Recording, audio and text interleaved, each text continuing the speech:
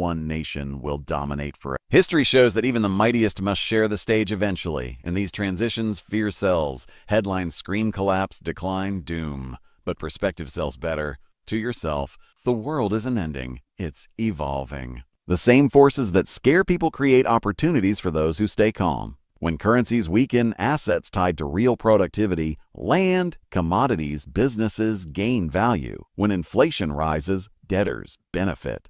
In those moments, societies stand on a knife's edge. Some rediscover unity through reform and renewal. Others descend into chaos. Which path they take depends on leadership, values, and whether people can rise above self-interest long enough to rebuild common ground.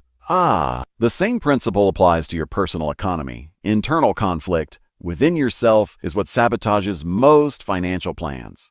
You want security, but you also want freedom. You want to save, but you also want to enjoy. You want to be patient, but you crave instant results. These contradictions mirror national ones. If you can align your internal goals, if you can build a system that balances discipline with flexibility, you become your own stable empire. You stop fighting yourself, and your productivity compounds. Inflation is one of the most misunderstood forces in economics, yet it's incredibly simple once you grasp its cause and effect. Inflation happens when the amount of money grows faster than the amount of things to buy. When governments print or borrow excessively, when credit expands faster than productivity, prices rise. It's not an opinion, it's math. Inflation is a form of hidden taxation. It transfers wealth from savers to borrowers, from the cautious to the leveraged.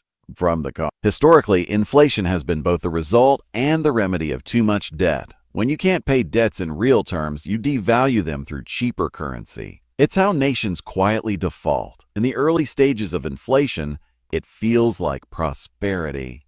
People have more money, spending increases, businesses boom.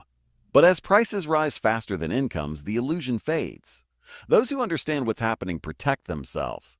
They own real assets, land, commodities, productive companies, skills that hold value regardless of currency. Those who don't understand it watch their savings melt silently. Inflation punishes ignorance and rewards understanding. That's why financial literacy isn't a luxury, it's survival. Debt crises are simply the hangovers after the inflationary parties. They follow predictable steps. First comes expansion. Credit grows, optimism rises, borrowing feels safe. Then comes the topping out. Debts accumulate faster than income, and growth slows.